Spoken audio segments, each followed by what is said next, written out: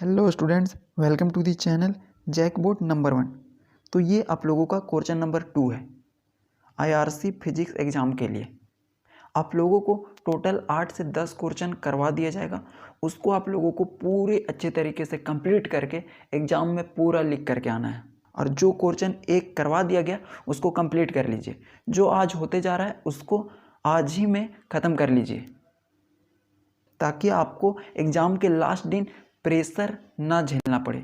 जो क्वेश्चन करवाया जाता है उसको अच्छे से समझ लीजिए, प्रैक्टिस कर लीजिए। और एक बात और, जो चैप्टर नंबर 1 है उसके लिए बार बार बोला जा रहा है कि उसको पढ़ लीजिए।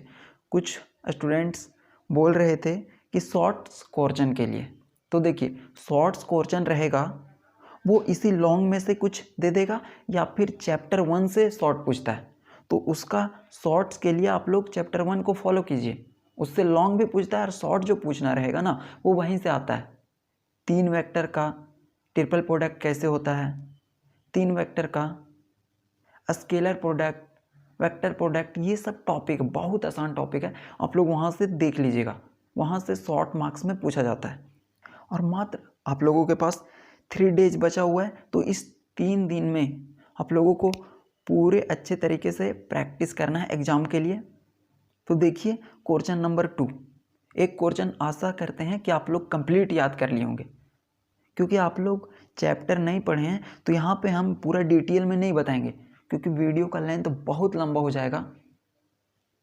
इसीलिए क्वेश्चन का आंसर लिखवा देंगे और उसको आप लोग याद कर लीजिएगा किसी भी हाल में।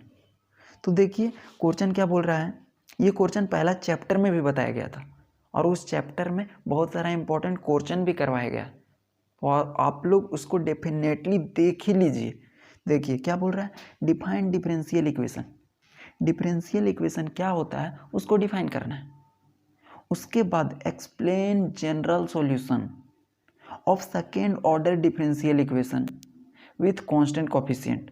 और क्या करना है, इसको डिफाइन करने के बाद एक्सप्लेन करना है जनरल सॉल्यूशन को, किसका, सेकेंड ऑर्डर का डिफरेंशियल इक्वेशन जिसमें कांस्टेंट कोफिशिएंट प्रेजेंट होगा। अब यहाँ पे क्वेश्चन में सेकेंड ऑर्डर है, हम लोग nth ऑर्डर के लिए देखेंगे और nth ऑर्डर का मतलब जनरल ऑर्डर का देखेंगे, क्योंकि एग्जाम में जनरली जनरल पूछा जाता है। और यदि सेकेंड पूछ दे, थर्ड पूछ दे, फोर्थ पूछ दे, कुछ नहीं, सेकेंड ऑर्डर के जगह पे सेकेंड पुट कर दीजिएगा, थर्ड के जगह पे थर्ड पुट कर दीजिएगा। तो इसका आंसर देखिए, सब बच्चों लोग साथ में लिखिएगा। सबसे पहले हम लोग डिफाइन करते हैं डिफरेंशियल इक्वेशन को। तो डिफरेंशियल इक्वेशन क्या होता है, ऐसा इक्वेशन आप लोग लिखिएगा, the equation containing dependent variable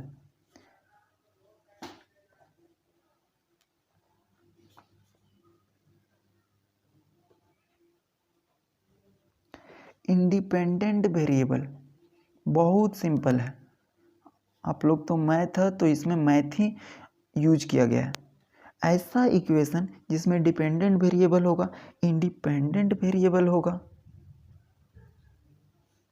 and derivative of, derivative का मतलब differentiation, derivative of dependent variable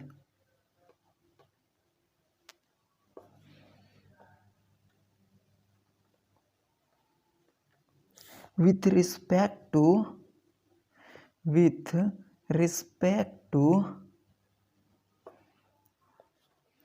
independent variable।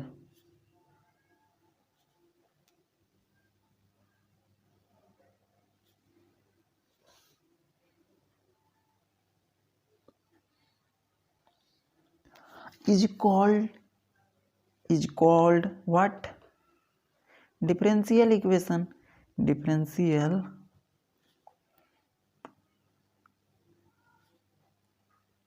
Equation. अब यहाँ से शॉर्ट्स में ये भी दे सकता है कि डिफाइन कीजिए डिफरेंशियल इक्वेशन में, और अगर यहाँ तक दे देगा तो हम लोग कंप्लीट का आंसर लिखेंगे और 15 मार्क्स का कंप्लीट होगा। तो यहाँ तक हम लोग कंप्लीट कर लिए। अब इसके आगे हम लोग करेंगे एक्सप्लेन जनरल सॉल्यूशन। क्या एक्सप्लेन करना है? General solution of second order differential equation with constant coefficient. तो इसको आप लोग ध्यान से समझिएगा, क्योंकि यहाँ पे आप लोगों को पूरे डिटेल में नहीं बताया जाएगा। ये चैप्टर 1 के अंदर पूरे अच्छे तरीके से बताया गया है। अगर उतना बताने लगेंगे तो बहुत ज़्यादा टाइम लग जाएगा, राइट। तो आप लोग समझने का मैक्सिमम कोशिश कीजिएगा और याद कर लीजिएगा।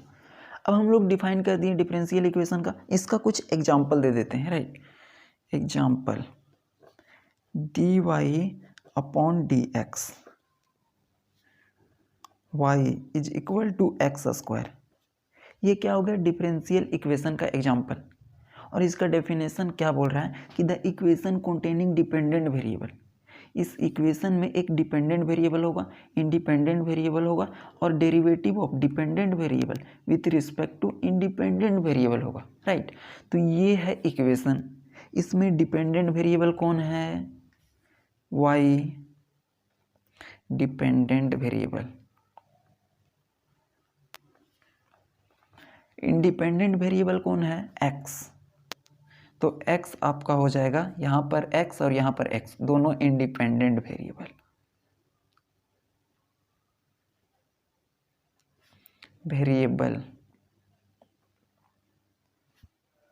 और जो ये y और ये y है, ये दोनों क्या है? Dependent variable. और वही बोला कि derivative of dependent variable. Dependent variable कौन है? y का derivative with respect to independent variable. इतना तो सिंपल है। तो ये हो गया एग्जाम्पल। अब आप लोग ना साथ में लिख दीजिएगा कि इसका टैप्स लिख देते हैं डिफरेंशियल इक्वेशन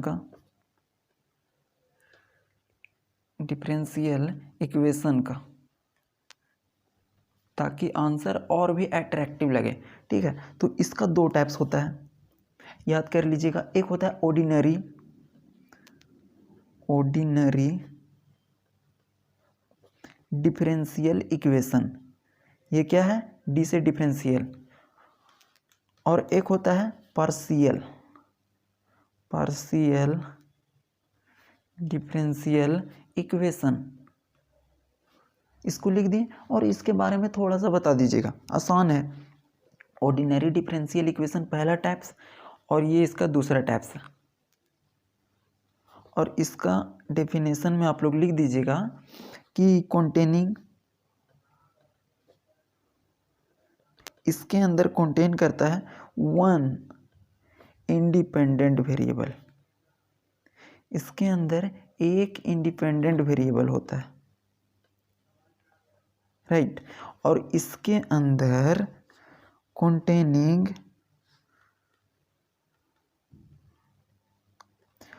2 और मोर इंडिपेंडेंट वेरिएबल। तो दोनों का डेफिनेशन तो बहुत इजी है। डिफरेंशियल इक्वेशन में 2 types, ordinary differential equation, partial differential equation. Ordinary के अंदर एक इंडिपेंडेंट वेरिएबल होता है और इसके अंदर 2 या 2 से अधिक इंडिपेंडेंट वेरिएबल होता है।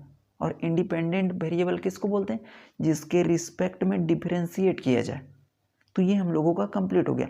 अब हम लोग इसके सॉल्यूशन के ऊपर चलते हैं, सेकेंड पार्ट क्वेश्चन का। देखिएगा यहाँ पे हम लोग कर रहे हैं जनरल, तो आप लोग साथ में लिखते चलिएगा जनरल सॉल्यूशन ऑफ डिफरेंशियल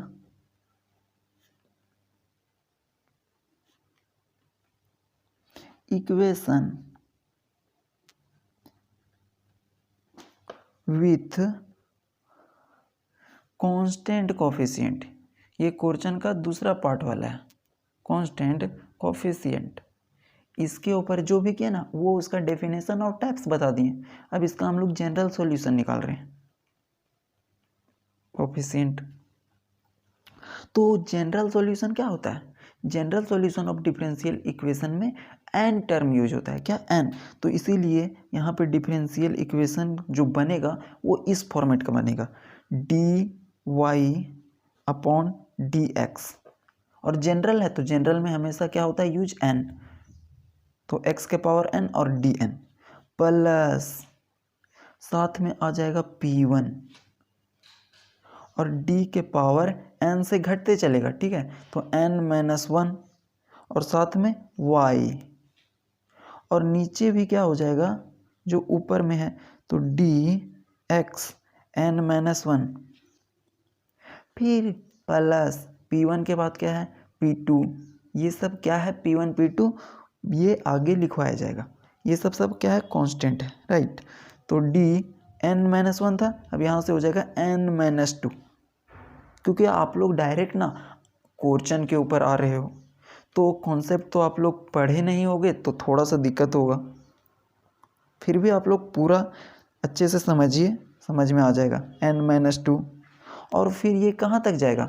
यहाँ एन से शुरू हुआ था, n minus one n minus two और एन माइनस एन तक चला जाएगा, मतलब एन माइनस एन जीरो। और किसी भी चीज़ का पावर में जीरो आ जाता है तो उसका वैल्यू क्या आ जाता है? वन। तो यहाँ पे फाइनली हो जाएगा प्लस, नीचे लिख रहे हैं स्पेस उधर नहीं है, तो पी एन क्योंकि पी वन से शुरू था, पी टू पी थ्री। अब कुछ लोग बोलेगा कि यहाँ पे कांस्टेंट क्यों नहीं? देखिए यहाँ पे कांस्टेंट नहीं आएगा, पी जीरो, यहाँ पे कोई वैल्यू नहीं रहेगा, यहाँ से शुरू होगा कांस्टेंट। तो पी वन पी टू और यहाँ तक जाएगा पी एन और साथ में आ जाएगा वाई, क्योंकि ये एन माइनस एन हो जाएगा तो वो वैल्यू वन आ जाएगा, इज इक्वल टू एक्स। तो ये हो गया क्या? General solution. इसको इक्वेशन वन मान लेते हैं। क्या? Equation one. और आगे आप लोग बता दीजिएगा कि p one p two p three p n क्या है? कांस्टेंट है। तो where p one p two p three कहाँ तक गया? पी एन तक क्या है? कांस्टेंट है।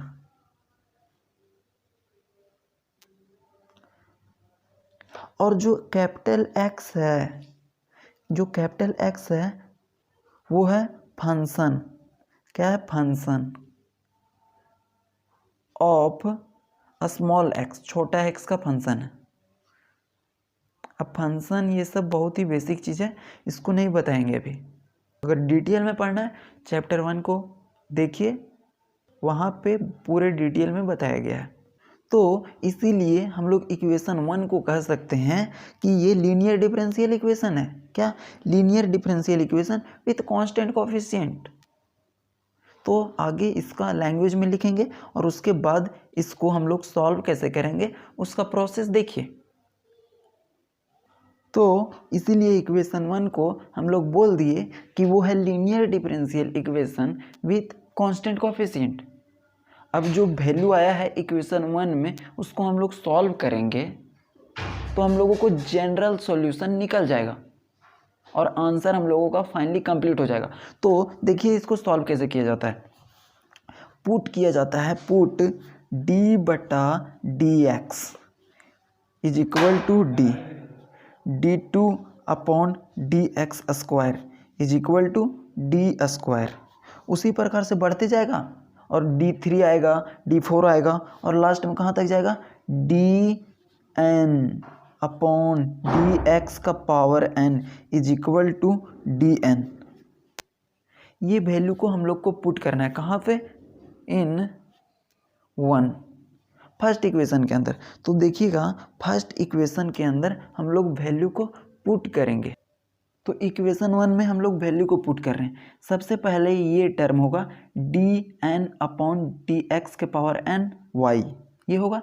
तो डी एन डी एक्स के पावर एन होगा, वहाँ पे हम लोग पुट करेंगे डी के पावर एन और साथ में वाई भी होगा, तो वाई लिख दिए। उसके बाद प्लस का सिंबल होगा, फिर पी वन इक्वेशन वन से हम लोग लिख रहे हैं, फिर डी एन माइनस वन बटा डी एक्स के पावर n माइनस वन को हम लोग पुट कर सकते हैं डी एन माइनस वन ये वैल्यू हो गया और साथ में y है, प्लस आगे जाएंगे तो P2 होगा और फिर यहाँ पे D(n-2) पुट करेंगे क्योंकि वहाँ D की जगह पर n-2 था तो कैपिटल D में n-2 कर दिए और साथ में y, और लास्ट वाले टर्म में होगा Pn, क्या Pny और इक्वल टू x। इसको हम लोग इक्वेशन स्टार मान लेते हैं, मानने का है कोई दिक्कत नहीं है, स्टार मान लिए। अब यहाँ से हम लोग y को कॉमन ले लेंगे क्योंकि हर टर्म में y है, तो देखिए यहाँ पे बच जाएगा dn plus P1 plus P2 plus Pn, और सभी से हम लोग क्या लिए y, तो y को हम लोग बाहर कर देते हैं इज इक्वल टू x। अब यही इक्वेशन को हम लोग शॉर्ट फॉर्म में लिख सकते हैं, कैसे देखिएगा, f ऑफ d, ये पूरे वैल्यू को d लिख दिए f ऑफ d, क्योंकि ये जो वैल्यू है वो सभी का सभी d का फंक्शन है, इसीलिए हम लोग ऐसा लिख दिए कि f ऑफ d और साथ में y is equal to x। इसी इक्वेशन को हम लोग ऐसे लिखे हैं और उसके बाद आप लोग ये भी दिखा दीजिए कि f ऑफ d का वैल्यू क्या है, कोई दिक्कत नहीं है, आंसर लंबा बनेगा तो कॉपी भी आप लोगों का एग्ज़ाम में अच्छे से भर जाएगा। तो वेयर जहाँ पर भी दिखाने को मिले दिखा दीजिए, f ऑफ d का जो वैल्यू है वो पुट कर दीजिए, क्या है ये वाला वैल्यू को लिए थे तो d के power n plus P1 d के power n-1 plus P2 d के पावर n-2 प्लस Pn, ये लिए थे। अब इसके बाद एक्जुअलरी इक्वेशन निकाला जाता था, एक्जुअलरी इक्वेशन। अब जो लोग चैप्टर 1 नहीं पढ़ा होगा वो सोच रहा होगा कि कैसा कैसा टर्म आ रहा है, लेकिन ये सब अच्छे से बताया गया है एक्जुअलरी इक्वेशन कैसे निकाला जाता है। तो समझ लीजिए कि एक्जुअलरी इक्वेशन कैसे निकाला जाता है। जो भी ये वैल्यू दिया गया है ना, इसमें यहाँ पे x के जगह पे 0 करना रहता है और d के जगह पे m करना रहता है, इतना ही करना रहता है। तो f of m is equal to 0।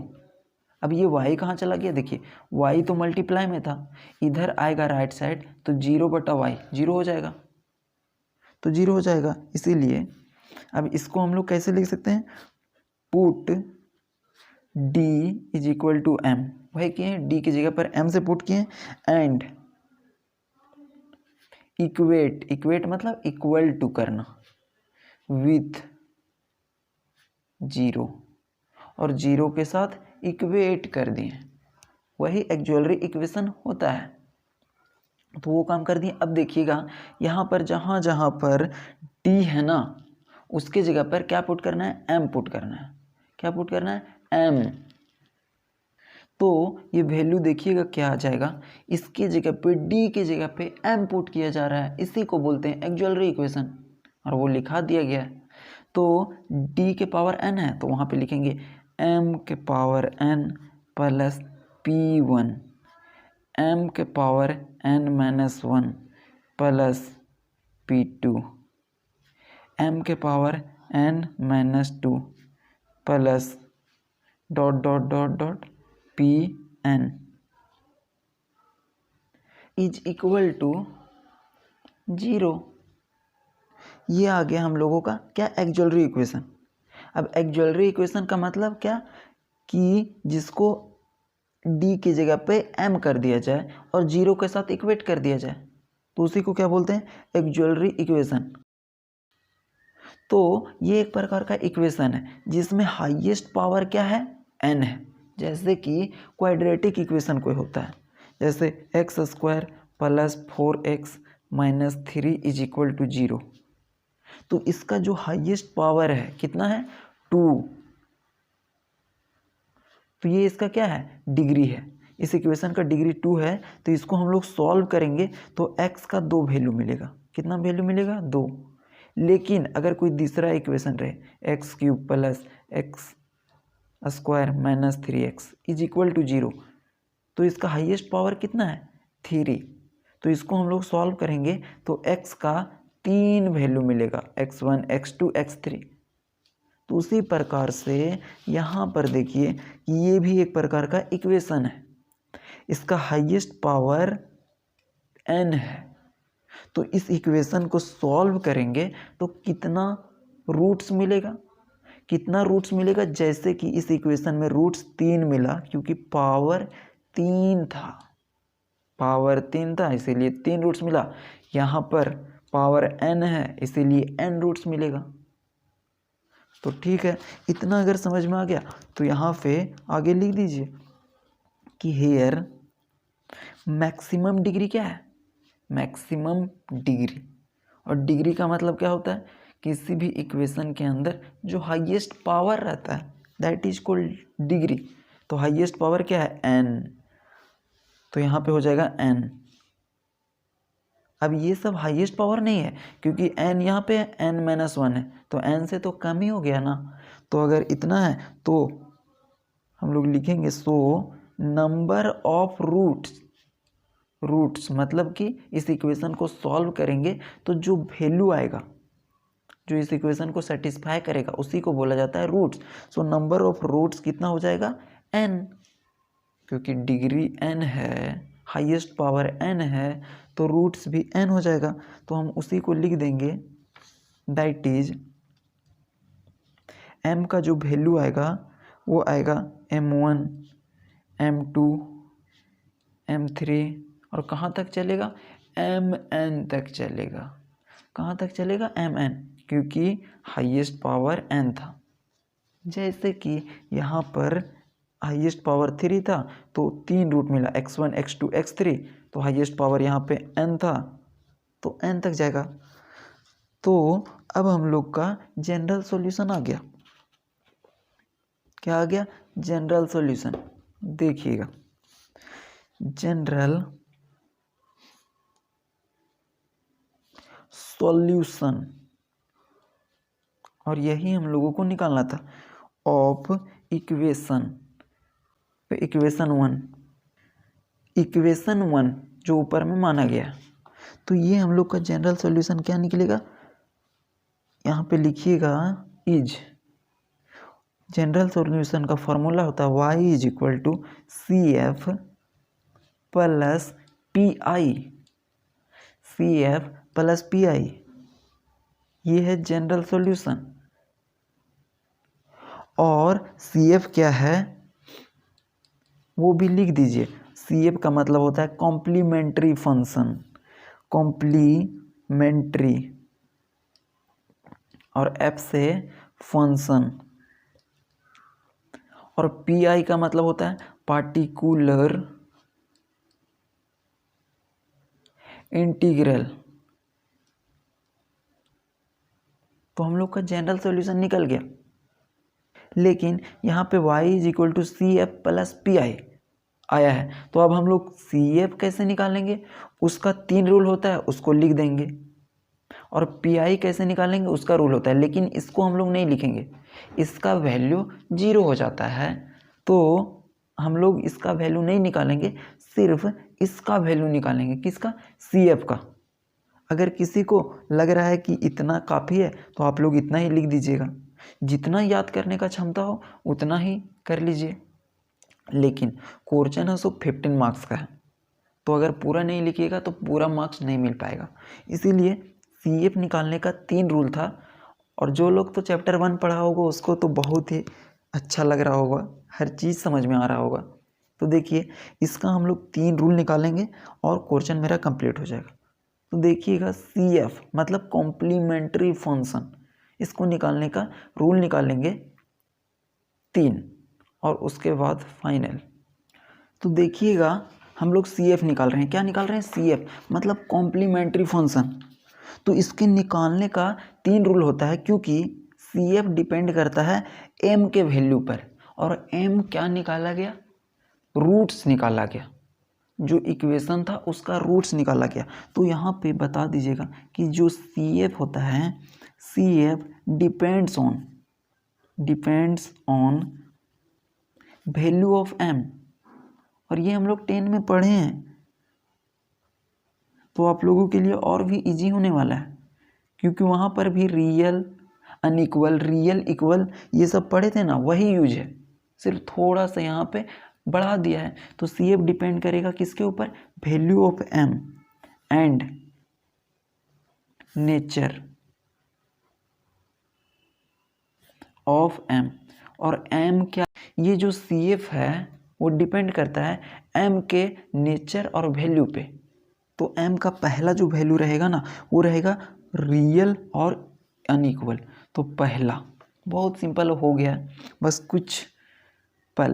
Roots, क्योंकि एम रूट्स ही हैं, रूट्स आर रियल, रियल मतलब रियल नंबर बोल रहा है, और अनइक्वल मतलब जो बराबर नहीं होता है। तो रूट्स है सो रियल एंड अनइक्वल होगा। तब हम लोग कैसे निकालते हैं, तो इस केस में ले लीजिए m का वैल्यू यहाँ पे m1 m2 m3 dot dot dot mn तक, mn तक m का वैल्यू mn तक लिया गया। अब यहाँ से ये m क्या है, m1 क्या है, m2 क्या है, कंफ्यूज नहीं होना है। ये सब है ना वो एक नंबर ही है, और कैसा नंबर है, रियल नंबर है, और सभी का सभी अनइक्वल है। इसको सिर्फ वेरिएबल के रूप में लिखा गया। अदरवाइज हम लोग इसको एग्जाम्पल के थ्रू लें तो मान लेते हैं m की जगह पर ले लेंगे m, और इसका जो रूट्स निकलेगा वो ले लेंगे m1 की जगह पर 4 5 6 और डॉट डॉट डॉट तक कुछ भी आ सकता है 113, राइट। तो ये नंबर ही है ये, लेकिन ये वेरिएबल के रूप में सिर्फ बताया गया है। तो इस केस में हम लोग सी एफ कैसे निकालते हैं उसका रूल देखिए। सी एफ निकलता है C F is equal to, जितना भी रूट्स रहेगा ना उतना आर्बिट्री कांस्टेंट आएगा, सी का वैल्यू आएगा। तो ये C1 क्या है, कांस्टेंट होगा, और जितना n तक है तो n आर्बिट्री कांस्टेंट आएगा। तो C1 आर्बिट्री कांस्टेंट है, उसके साथ e मल्टीप्लाई कीजिएगा और साथ में लिखिएगा m1 पहला वाला रूट, और इंटू x का वैल्यू फिक्स रहेगा, e का वैल्यू फिक्स रहेगा, C1 का वैल्यू फिक्स रहेगा। सिर्फ m1 यहाँ पे पुट करना है, m1 का जो भी वैल्यू देगा, प्लस C2, e फिक्स रहेगा, फिर यहाँ पे m2 कर देंगे, बहुत सिंपल है, और साथ में x plus dot dot dot करते कहाँ तक जाएगा, ये mn है तो यहाँ पे हो जाएगा cn, और cn क्या है, आर्बिट्री कांस्टेंट, साथ में क्या आएगा, e आएगा, e टू द पावर क्या, mn, क्योंकि यहाँ पे m1 m2 m3 dot dot dot mn तक, और साथ में x मल्टीप्लाई हो जाएगा। तो यही है CF, किसके केस में, जब रूट्स है वो रियल और अनइक्वल रहे, तो CF निकल गया। अब दूसरा m का वैल्यू देखिए, अगर अब की बार m का वैल्यू कैसा रहेगा वो देखिए, रूट्स आर रियल, फिर से रियल रहेगा लेकिन इक्वल। तो इक्वल का मतलब सभी का जो नंबर आएगा ना वो सब का सब बराबर आ जाएगा। जैसे कि देखिए m, ये क्या है, रूट्स, तो इसके अंदर जो वैल्यू आएगा वो सब का सब इक्वल रहेगा। तो यहाँ से देखिए m1 आएगा, m2 आएगा और m3 आएगा, डॉट डॉट डॉट कहाँ तक जाएगा, mn तक, लेकिन सभी का सभी क्या है, बराबर। इसीलिए लिख दीजिएगा कि m1 is equal to m2 is equal to m3 is equal to mn, और सभी का सभी बराबर है किसके, m1 के, सभी को हम लोग m1 के बराबर मान लिए हैं। तो यहाँ से जो CF निकलेगा वो देखिएगा, CF इज इक्वल टू कितना, आर्बिट्री कांस्टेंट आएगा, जितना नंबर ऑफ रूट्स रहेगा, तो 1 2 3 डॉट डॉट डॉट n तक गया, तो यहाँ आर्बिट्री कांस्टेंट n तक आता है। तो सबसे पहले कांस्टेंट 1 लिखें और उसके साथ x के पावर 0, ये किसके केस में है? रियल एंड इक्वल के केस में। फिर लिखाएगा C2x1, यहाँ 1 नीचे में बढ़ते जाएगा 1 2 3 और ऊपर में 0 से शुरू होगा 1। फिर होगा C3x के पावर 1 के बाद क्या था 2। फिर यहाँ से देखिए प्लस डॉट डॉट डॉट कहाँ तक जाएगा? n है तो यहाँ से हम लोग आ जाएंगे Cn। और x का पावर देखिए यहाँ पे 3 था तो 2, ऊपर में 2 था तो 1, 1 था तो 0, मतलब एक वैल्यू कम है। तो यहाँ पे अगर n है तो n से एक वैल्यू कम क्या होगा? n-1। इसको ब्रैकेट में बंद कर देंगे और साथ में लिखिएगा e और पावर में m1 इंटू एक्स। देखिएगा ध्यान से m1 इंटू एक्स है। अब यहाँ पे m1 कौन सा है? ये m1, क्योंकि सभी का सभी बराबर लिए थे। इसको हम लोग और अच्छे से सिंप्लीफाई कर दें तो देखिएगा वैल्यू क्या आएगा? x के पावर 0 का वैल्यू 1, तो यहाँ से हो जाएगा C1 प्लस C2, क्योंकि x के पावर 1 को हम लोग लिख सकते हैं x प्लस C3 x के power 2 plus dot dot dot plus Cn x के पावर n-1। ये ब्रैकेट में बंद करेंगे, बाहर में क्या है? e और रूट क्या है? m1, क्योंकि सभी बराबर है तो m1 और यहाँ हो जाएगा x। तो हम लोगों का 2 केस भी निकल गया। दूसरा, अब हम लोग तीसरा देखेंगे कि रूट्स है ना वो कॉम्प्लेक्स नंबर रहेगा। तो ये सिर्फ थोड़ा सा समझिए, थोड़ा सा और आंसर हो जाएगा। तो रूट्स थर्ड में देखिएगा कि रूट्स आर कॉम्प्लेक्स। क्या है? रूट्स कॉम्प्लेक्स है। तो कॉम्प्लेक्स नंबर कैसा होता है? उसको मान लेते हैं m is equal to alpha plus i beta. ये होता है कॉम्प्लेक्स नंबर का फॉर्मेट। तो अगर रूट्स का मतलब जो m का वैल्यू है वो यदि कॉम्प्लेक्स नंबर रहेगा तो उसका फॉर्मूला क्या होता है उसको देखिएगा। ये फाइनल है CF is equal to e to the power alpha x C1 cos beta x plus C2 sine beta x। ये फॉर्मूला है। अब इसको सिंपली याद कर लीजिएगा और हम लोगों का क्वेश्चन कंप्लीट हो जाता है। 3 रूट्स। अब लास्ट में एक नोट लिख दीजिएगा, इफ, क्योंकि जनरल सॉल्यूशन हम लोगों का क्या था? जनरल सॉल्यूशन का फॉर्मूला लिखाए गए थे y is equal to CF plus PI। ये इसके पहले वाले पेज में बताया गया। ये जनरल सॉल्यूशन होता है। उसी का 3 रूल निकाले, किसका? CF का। तो कोई रूल को हम लोग इसके अंदर पुट कर देंगे तो वो वैल्यू आ जाएगा। तो वो सब हम लोगों को नहीं करना है। यहाँ पर हम लोग CF का वैल्यू को पुट करेंगे और PI का वैल्यू को पुट करेंगे, आंसर आ जाएगा। लेकिन CF का तो निकाल लिए, अब PI का वैल्यू निकालना पड़ेगा? नहीं, हम लोग नहीं निकालेंगे। यहाँ पर PI का वैल्यू 0 हो जाएगा। क्यों? क्योंकि जो राइट साइड में है इक्वेशन 1 में देखिएगा x का वैल्यू 0 रहेगा ना, तो PI भी 0 हो जाएगा। ठीक है, तो यहाँ पे वही लिख लीजिए एक बार कि if x is equal to 0, x is equal to 0 then PI का वैल्यू हो जाएगा 0। ये हो जाएगा। तो हम लोगों का जो जनरल सॉल्यूशन का इक्वेशन ये है, उसको हम लोग लिख सकते हैं y is equal to CF plus PI का वैल्यू 0 है, और हम लोग y यही लिख सकते हैं y is equal to CF। तो यही था आंसर। आप लोग चाहो तो यहाँ तक भी कर सकते हो, लेकिन यहाँ तक कंप्लीट आंसर हो गया। तो ये था आप लोगों का दूसरा नंबर क्वेश्चन। आज ही अभी कंप्लीट कर लीजिए इसको, क्योंकि आने वाले समय में क्वेश्चन का बढ़ाते जाएंगे तो वो और आप लोगों के ऊपर लोड बढ़ जाएगा। इसीलिए इस क्वेश्चन को अभी ख़त्म करना है, इसी वक्त कंप्लीट कर लीजिए। उसके बाद हम लोग तीसरा, चौथा, पाँचवा, आगे हम लोग 8-10 क्वेश्चन देखेंगे।